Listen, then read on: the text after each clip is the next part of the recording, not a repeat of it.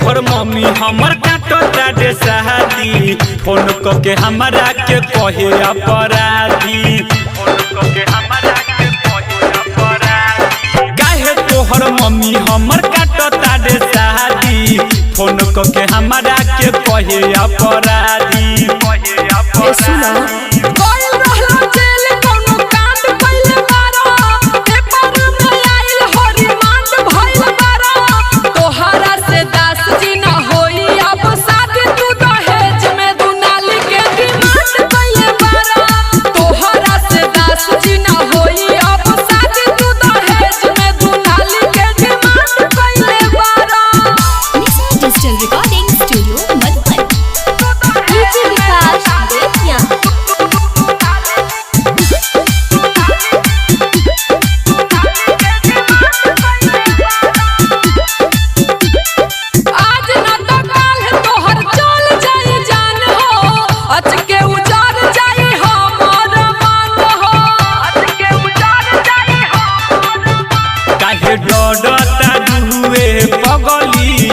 नहीं घूम तू ऐसन इरादा से हई चलत खाना दानी रानी बापू दादा से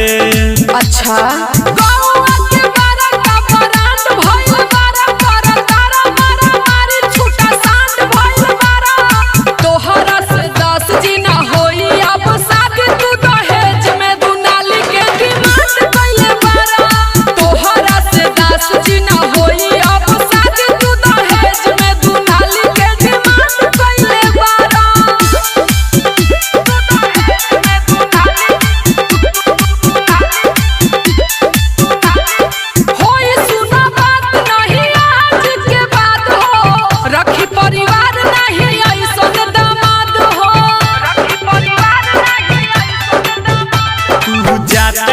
हमके छोड़ी के तू बड़ी पछताइबू हमारा जैसन न सुन लइका कवन जिला में न पाइबू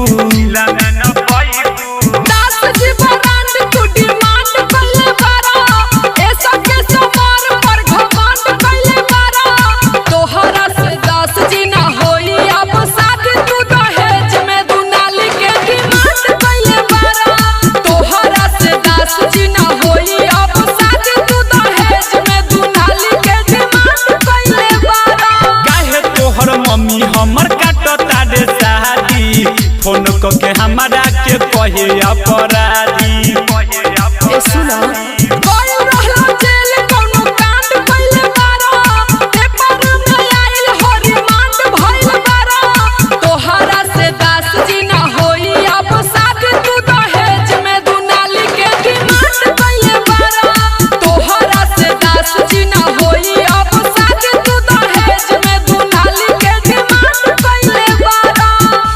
डिजिटल रिकॉर्डिंग स्टूडियो मधुबन।